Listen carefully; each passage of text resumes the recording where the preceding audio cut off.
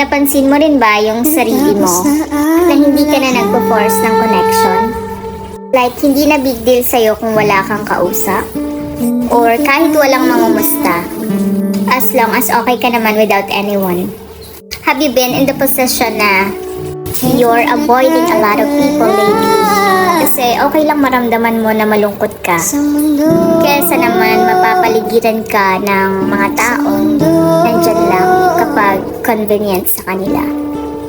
You are enjoying the moment of silence. At masasabi mo sa sarili mo na, this is me protecting and choosing myself over validation and pleasing everyone that surrounds me.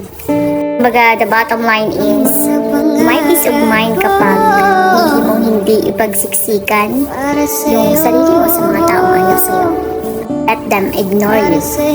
Kasi lagi naman less expectation, less stress. And sa paglipas ng panahon, mapapansin mo na lang yung sarili mo na dati nalulungkot ka kapag may taong ayaw sa'yo or hindi ka kinakausap. Pero ngayon nasa era ka na ng pag ayaw sa'yo, ayaw mo na rin. Na yung dating obsessed na obsessed noon, nonchalant na ngayon.